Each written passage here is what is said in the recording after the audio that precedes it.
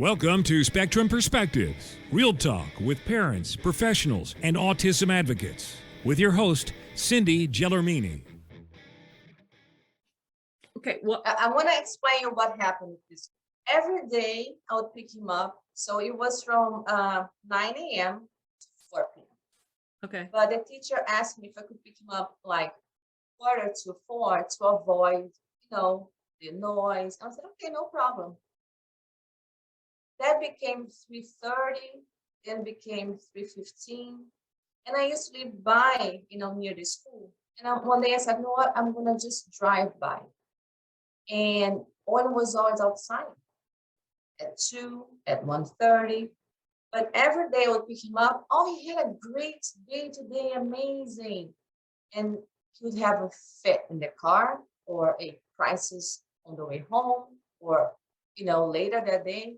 And every time I asked the teacher, I said, listen, I need you to write a daily report of his behavior because I want to show to the therapist, the ABA therapist, so we can try to find what is the trigger, Oh, no, he's fine. And then there was one time that was the first time that he hit someone else. No, he hit the therapist. And he hit the therapist. He destroyed a end table, a chair, a whiteboard, and he was about to destroy my office chair. That in not even 5 minutes. He picked up the chair and threw at the patio door that was glass, and for like 1 inch, didn't break the whole thing. So the therapist called the mental health crisis unit. It took them 3 hours to get to the house. And of course, that when they got there, when it was calm, he was playing on his iPad, and at that point I told the therapist, just leave, I'm fine. He's quiet, I gave him some melatonin. So the crisis unit came and they started to make questions. And Owen said that someone was kicking him at school. And when we asked, they said, the name of the gentleman that used to be his aide. And, putting together what he was saying, apparently his aide was kicking him on his ankles. So he would fall because he would throw himself and say, ouch, Owen, ouch. I'm like, Owen, don't throw yourself on the floor, thinking that he was, I don't know, being silly, something that he saw on YouTube. But she said, yeah, usually they do that because it's a place where they can, it's not going to leave a mark. They will fall, they will trip and fall, and kind of stops them like they get scared. Well, it was when I, at the social worker said, we need to report. And I was like, okay, let's report. But the principal said, no, this cannot be true. And, autistic kids, they don't lie. Mm-hmm. No, it's very difficult, I think, like chemically impossible. Yeah, they're very literal. Yes. Yeah. And I was like, yeah, there's no way that he's coming up with this whole situation and being specific about the name of the person and everything. Right. So the crisis just started to be like every day, destroying everything, hitting me, saying that he was going to jump off the window, that he would fly. And it just... Is this because he didn't want to go to school? I never got to really understand why, Cindy. It's like we were in and out of ERs all the time. Police coming over. Because they would tell me, no, you have to call us. I said, but the time that you guys get 7, 6 police officers, I'm afraid. It's a big boy. Yeah.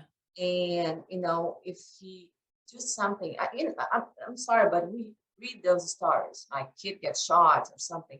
So I was afraid. Sure. Especially because of But if you are living in a town and it's the same police officers coming, you would think that they would get to know him after a while and they would understand. I don't know. I would hope. It's like I hope as well, but at the same time, I understand. My son is like 5'10" and 200 pounds. Yeah. I'm 5'7". For me, and I've heard those same stories about the police officers, shooting the kids and stuff. And so and it never even occurred to me to if Robbie was having a meltdown to call police, but I'm not a single mom. And I think a lot of times it's the single moms that are in your situation where the kids are beating them up, and because they're huge and you're just this tiny little, woman, and you're getting beat up by this kid with superpowers. What else are you supposed to do? How are you Actually, going it to was get them off of you? something that is social worker, because he was going to a very good program in Florida for life skills, social skills, and he started to have behaviors there as well, where Mm, he was hitting his staff and other children. So the social worker told me that I have to call the police, because if I don't, and they don't have a record, and right, something happens to Owen, right. they will blame me. They can say that, so this whole thing, I was like, but I call, they come, and then Owen gets even more scared, and they leave, but there's nothing they can do, Right. take him to the ER again, give him a bunch of sedatives, and back home we go. So Mhm. I didn't want to call, because I understand. I was like, okay, they come here, they look at Owen, then he calms down, then they leave, and then Owen has another tantrum. So, but apparently, at least in Florida, it was, it was something that I had to do it, because God forbid, he falls off the window like he was trying, and they could say that it's like, oh, it was your fault. You're not paying attention. You're not a good mother. Right. So it's sad, but it's the reality of like single parents who deal with that. When did you move to Florida from Ohio? It was 2012. Okay, so that what? So they were like 7, what, 5 and 7? Yeah. Yes. Okay. And you didn't see, did you see behaviors with that when they moved or no? The behaviors started to become way more severe when they were around 12 to 13. Yeah, well, that's puberty age. That's Yeah. yeah. They get really And violent then.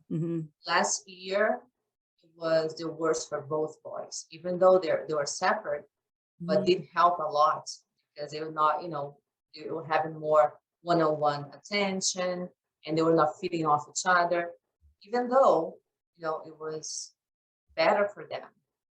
I think because of the hormones, Yeah, it became a nightmare. yeah. I mean, I feel like a lot of behavior is because they can't communicate and they can't get out what they want to say, and they just get very frustrated. I mean, I feel like and there's a reason, like they might not feel well. They could have a toothache or whatever, and the only way they can communicate is to lash out. Yes. But that's the frustrating part, is trying to figure out what's really going on. That's why I was just curious. I mean, Yeah. if Owen could communicate, is he telling you what's wrong, or he's not, like, you don't know why he's having these meltdowns? The scary thing with Owen was when he started to have a lot of crisis, the therapist said, because I used the whole ABA system in the house as well. It was 24/7. Hmm. So he would comply with the timer, the visual schedules, everything. Hmm. But then he stopped. He would just destroy the timer. Yeah. So the therapist would say, okay, if he's having, a bad day, just say yes. If he wants a snack now, just give it to him. Just pick a battles. Hmm. So even when I was giving him what he wanted, at Right. the time that he wanted, so okay, you don't want to do this, do not. So he was still getting everything he wanted, Hmm. and he was still having the big crisis. Hmm. And it was literally, he would be like watching his iPad. He loves editing movies. He's really Oh. good at that. So he would there be like making his movies, and out of nowhere, he would just throw some. Then he broke in a period of 2 months. He broke 3 TVs, one microwave, all his toys, like pretty much the entire living room furniture. Yeah, it was just Mm. like that. Was just destroying everything, walls, holes in the walls, doors. Hmm. It was just, and it was out of nowhere. Hmm. He would break even his favorite toys. And then he'll say, Mom, buy again. I said, no, Mom's not going to buy again. You're breaking. Yeah. Then he would be more aggressive, and then he started to hit me. Mm. So then became when it was really bad, he was, before he felt guilty about hitting me, he'd say, "Don't hit my mommy," and I'm like, "Who are you talking to?" Yeah. It was something that I brought up during therapy. It's like, who is he talking to? Maybe he has some other, disorder that we don't know. But then it was just, he figured it out that he could get away, that he's way bigger than me. Then he would not stop. He'd come after me and he wouldn't let it go. Then the social worker, they were saying, "Oh, I need to keep yourself safe until the police arrives." I'm like, if I close the bedroom door, he can jump off the window Hmm. in the living room. So I can't. So you're put in a situation where they tell you need to protect yourself and your child, but at the same time, they don't understand that it's everything so fast, that happens so fast, that it's difficult to someone who don't see this every day to kind of understand how it's even possible. So it's a tough situation that, we find ourselves. It really is. Yeah. How can you protect yourself and protect him? You can't do both. You can't. Yeah.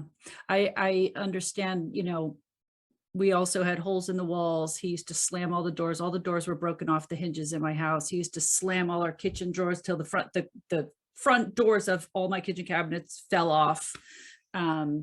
He couldn't find me one day and he took all my dishes and threw them down the basement, smashed all my dishes. The house was just a disaster all the time. He would always take all my cushions off the couch and throw everything, or he'd pee on the couch or whatever, and then between the peeing on everything and vomiting and diarrhea and and my line of work is in interior design. So I go to, I'll go to $2 million homes, and I'm working in the most beautiful, perfect homes. And then I come home to my disaster. And Yes. it's hard to not get depressed or frustrated. Of course. And you just want to cry, Yeah. But after a while, you just realize this is just my life. It is what it is.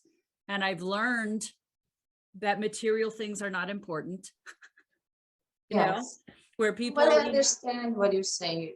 Yeah. It's nice to, I get your house. was at a party at somebody's house one time, and I think it was Christmas time, and she had a wreath hanging on the wall, and it fell and it broke one dish. And she was just so upset that that was the end of the party. And I'm going, you would not make it in my house. No, but even 1 hour. You would I not. think that is something interesting as well. Maybe it has happened to you, I don't know, but because of, the way my life is with boys, I think we change so much as a person, as a human being. Yes. That the fact that, for example, this lady that you're saying that she was upset about the plates breaking, we go through so much that little things are nothing for us. Right. But they are for our friends and families. So it kind of makes me feel like I kind of, lost a lot of people because of that, because I couldn't handle them complaining about little trivial things when, you have this going on in your home. Right. Right. And you change your perspective a lot. What is a bad day? Yes. Yes. Yes. I feel like you need cameras inside your house to record these episodes so that they can see. So Yes. do they live with you, or they live with your father? What's going on now? The situation now, it's sad. So that is what I was telling you. Mhm. Owen had last time that he had these severe episodes, one after another. He ended up hitting the neighbor's dog, taking his clothes outside. He's fully naked. Wait, he did what with the neighbor's dog? He kicked the neighbor's dog. He kicked the dog. Okay. Kicked the neighbor. Mhm. Took all his clothes off. Was Okay. running outside naked. Okay. And during calling 911 and everything, trying to get his shorts, and then he was trying to hit me. He kicked my car. It looks like I hit a tree. Wow. So, With no clothes on? No clothes He had on, no shoes on? No shoes, No. and he kicked your car that hard? Wow. That hard. So the ambulance again came. They already knew. It's like, okay, go there. Took him to the hospital, and he was there for 4 days. And they pretty much told him, no, he needs to go to a facility because we cannot come to house all the time. Mm-hmm. So he got, I was able to find a place in South Carolina, but they have this crisis stabilization unit.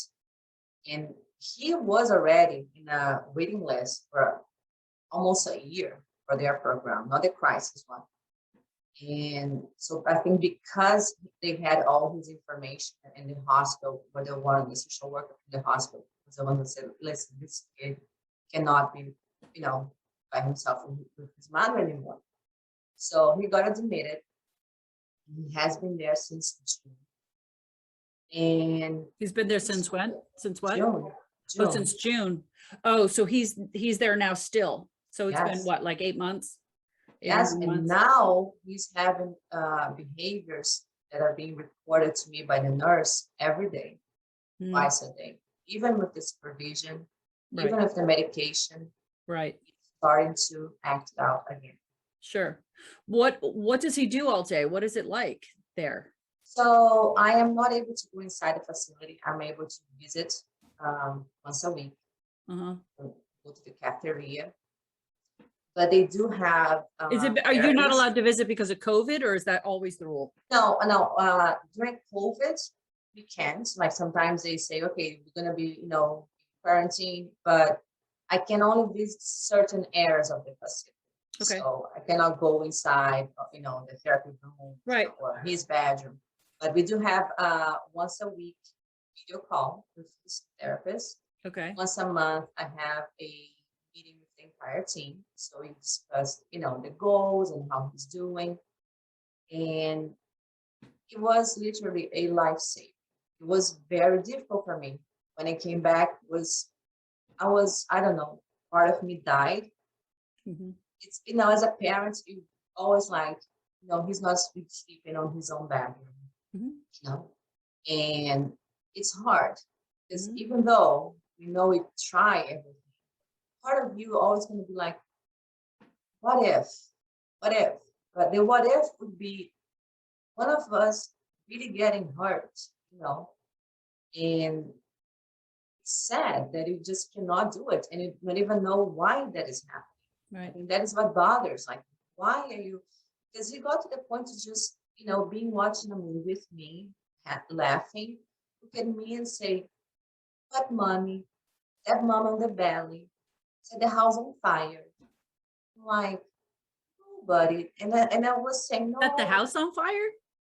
yeah, set the house on fire, step mommy on the belly. I'm like, no, we don't step mommy on the belly. Like, No, that's okay. like, Yeah, that's getting scary. Yeah. exactly. So it got really, really scared. Yeah. And it's tough. It's like Yeah. I am going to therapy as well to learn how to deal with this. Yeah, That yeah, is you, very yeah, difficult. you need to. I understand, because when I put Robbie in a group home, I went through like a mourning, really, when he left, because your whole life is wrapped up in taking care of them. Your whole my day was planned to the minute. The second he got up, I got up. I followed him straight Yes. into the bathroom, straight into the, like everything timed to the minute for his care. Your life revolves around them, right? And I've explained it to people like this. With a typical child, you would put them in preschool for 2.5 hours twice a week. Then you put them in kindergarten for half a day, right? Every day. Then you put them in Yes. elementary school for a full day. Then as they get older, then they'll maybe stay after school and do other activities. Then eventually they get their license, and you gradually separate as they get older, right? Until finally they go to college, and then, right, then they're gone. But with Robbie, we went from a baby that needed me to still change his diapers and bathe him and feed him and take care of him to boom, he's gone. Boom. Yes. And you don't get that gradual pulling it, and it's like you get your heart rips out. Yeah, it's just, Yes. people don't understand that, but I understand. I know how you feel. I get it. Yes, that the feeling was that literally I was going to have a heart attack. I Yeah. thought, I was like, this I is did. it, I this was is it. having I'm having physical, a heart attack. I was having physical pains in my Yeah, body. Yes. it's physical. You can Yeah. feel like they're I felt ripping like I your was being heart stabbed. out. I felt like I was being stabbed in my back, literally from, yeah. Yeah. So my son Lucas, we are in the process of getting him placed in a group. Okay. So Hopefully the group home knows how to handle him and take care of him. That's no, the issue Lucas that is I'm. going, and now and Owen will go. So I will Okay. have 2 boys. Oh, Lucas. And- Oh, okay. Oh, you're in the process of putting Lucas into a group home. Yes. Oh, okay, got it. So then now, Owen. meanwhile, when Owen's having all these episodes, where's Lucas during all of With this? his father having even worse episodes. Ah, oh, so you were splitting them. Yes. Okay, because that's what I was going to ask. Where's his father? Why is Owen with you? Okay, because if I mean, It became impossible for him. yeah, because if and I you totally are, understand. yeah, because if you're worried about Owen running away, who's Mhm. watching Lucas back at the house while Exactly. how do you do that? Exactly. No, they were fighting a lot with each other, Okay, and it was just impossible. It was yeah, impossible. And his father, he's a big guy, like Mhm. super strong and big, and I am Yeah. not. Right. So if it got to a point that was impossible for him, yeah, he's going through the same process of like, oh my gosh, it's starting to hit him the fact that sure, Lucas will be going to a group home. yeah, And I think I've been through this process when Owen went to this clinic. yeah, He was coming back with, looking at his toys everywhere. Like you said, you're mourning. It feels like you lost someone. Yeah. In certain ways, it's what it says, like your life completely changes. Yeah. Yeah. And, I understand. and all like, of a sudden the house is quiet. yeah, so quiet. Yeah. So quiet. I got And a you're dog used to right, and you're used to being like parents that have a newborn would relate to this, like every little sound On you wake up, alert. it's like, oh, is that the baby crying? Is that the baby, and Yes. you spend 20 years of your life doing that, or whatever, 16 years, of being, Yes. oh, is he up? Oh, wait, is he running away? It's like, Yes. it's like you're in constant panic mode, it's Exactly. like you have PTSD really. And Yes. you live in that state. 24/7. And when my son Even started when having, they're sleeping, right? It's like this is yes, gonna wake up. Oh my yes, God. and that's what I'm saying. You're used to not sleeping and always being on Yeah. alert, and then all of a sudden the house is quiet, and it's very strange. And It is a very weird feeling. It is. It's still difficult for me Yeah. to accept. And like I said, I'm working on that. I'm doing therapy as well. And I think, I would recommend everyone to do it, especially, Sure. we That's go I through started so going to therapy much. then. That's when I had to Yeah. start going to therapy because I was having Yeah. physical pain in my body. And Oh gosh, yes. Like I was on Yeah. a wheelchair for a whole year. Hmm, Ended up having back surgery because I said, no, enough is enough.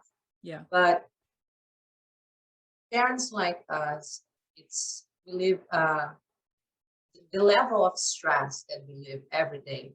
Mhm. It's not human. It's not Right. like it's not. No. And we should be proud that we are still here, to be Mhm. honest. It's like when I talk to people, I'm like, we are still here. I don't know how many people would be able to go through what we go through every day. Mhm. There's like it's every day, all day, like you said. Yep. Even when you're sleeping, even when they are sleeping, Mhm. you're always like, oh my gosh. Because when something happens, it's always something big. It's not like, oh my gosh, no, it's something that is horrible. Yeah. And then I had also my son having the seizures and the 911 calls and the ride in the ambulance to the hospital and stuff. And I just thought of it the other day. I don't know what made me think of it, but it was normal for me to be in the emergency room 3 or 4 times a year and I still have my bag with Robbie's clothes in it and stuff that I would bring to the hospital. I think I probably found that and made me think of it. And just to stop and think, I'm like, other people don't live like that. Right? They don't. Then they don't live this life that we live, they don't really get it. That's why I like to do these interviews, because I want to, show people, what the reality really is for a lot of people. That let's open the Yes. door here and say, I hey, get asked a lot, Mm-hmm. Yeah. I get asked a lot, like, I think people talk so much about Asperger's and, high functioning.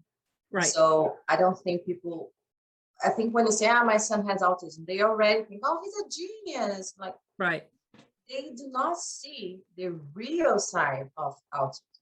right. That is Yeah. not portrayed on TV, Yeah. No. movies. You see doctors and this, but you don't see the reality. Right. Now, we were So, supposed to do an interview last night and you couldn't because you yeah, had to deal with the because crisis I last had, night and yeah, we had to switch it. exactly. And was that with Owen in the hospital? Yes, because he's having, so they were supposed to discharge him in December. They His were supposed to start paperwork, what? he was supposed to get discharged Oh, right on discharged. Oh, okay. December 3rd. And suddenly he started having all these behaviors. Hmm. So now they're talking about March, now they're talking about July, but they only can stay in that facility for 12 months. Oh, So now they're like, okay, so I have wait, who another says, meeting with them who says they can only stay for 12 months? Insurance or it's a hospital rule or what? No, the program itself is Okay. they say it's up to 12 months. Okay. But And where do they go So- after that? exactly, I told them, I said, listen, APD is taking their sweet time with my son's application. Always. Lucas almost already, resolved.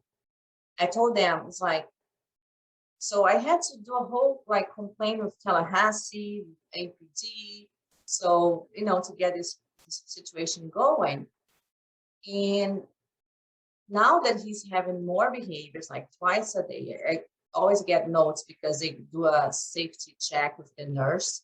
So they report to me. So I'm getting twice a day, every day.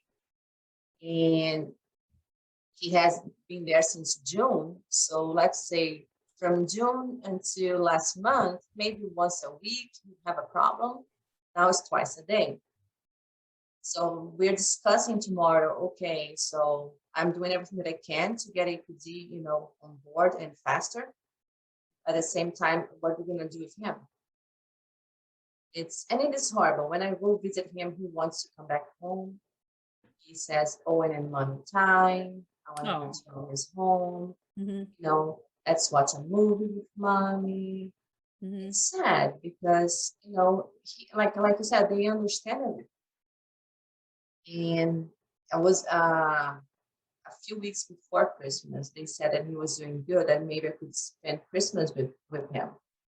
I was so excited. I was like, oh my gosh. So, but we start to, to have the crisis and they're like, no, it's not safe, not even to take him out. Mm. So it kind of, I just feel like just went backwards, So June, July, all these months. Right. And what do they do with him during the day? Do they do activities with him? They do activities. They do schoolwork. They do have a schoolwork. school, Okay. yes.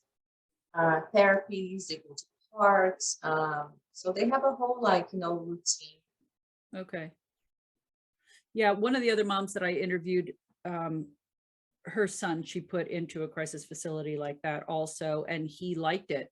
And he came home and he wanted to go back because he liked the stability of it and the, the routine and Yes. all that. It's what I hear. I joined the group, that where I met you, because I want to hear, what other parents have to say. Mm-hmm.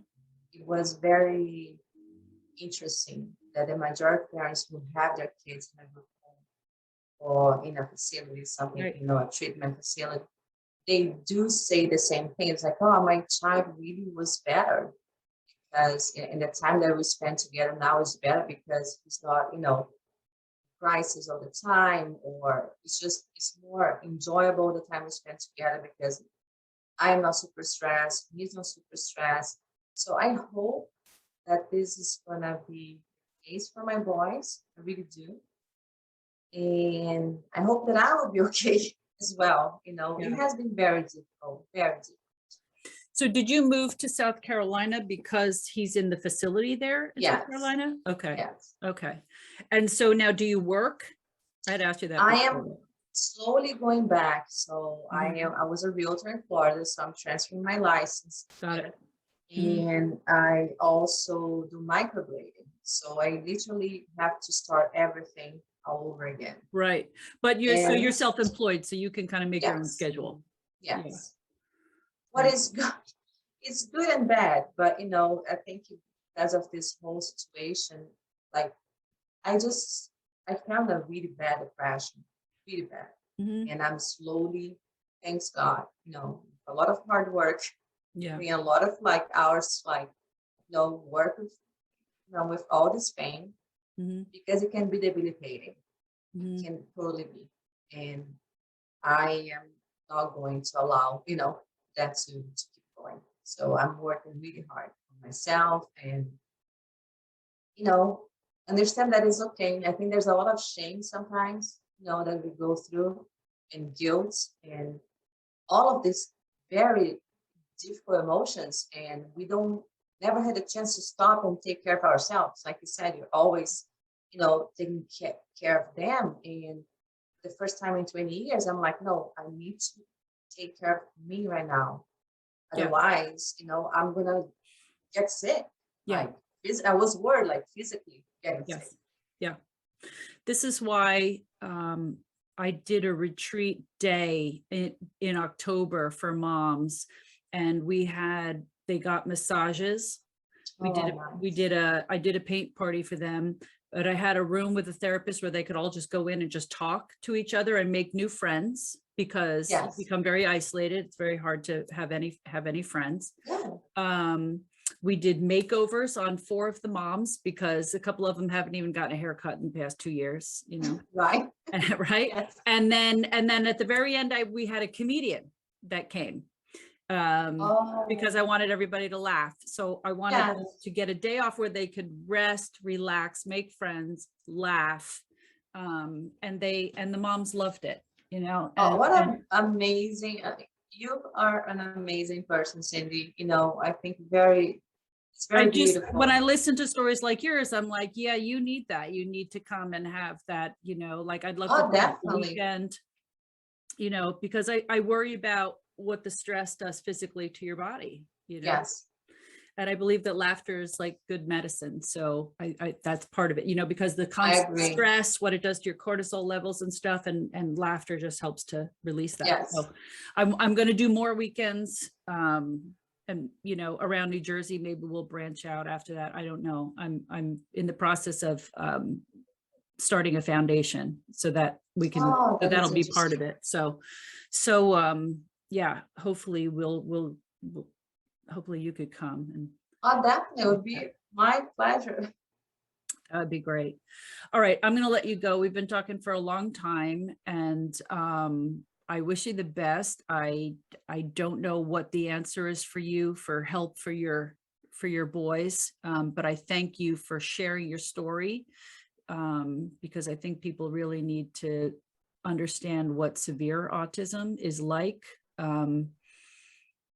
even from the parents' perspective, because the parents go through a lot of stress. And Yes, I they agree. don't deserve judgment that they get online, because it's like you're living through a war zone, really. Yes. No, but I really hope that your project will help with that, and that more parents were able to, to have these open conversations without being judged, or, Yeah. the stigma that carries sometimes because of that. So it's a very beautiful, way to help each other. Yeah. It's hard to get you guys.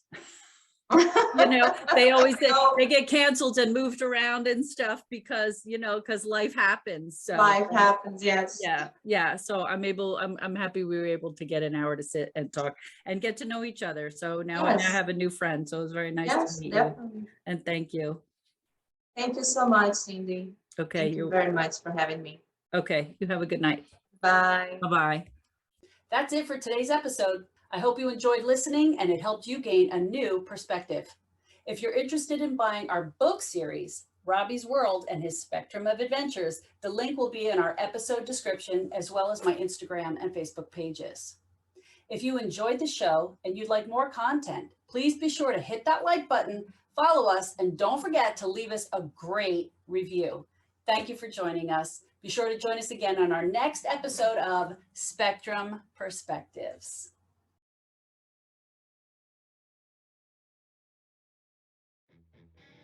Thank you for joining us today. Be sure to join us again on our next episode of Spectrum Perspectives.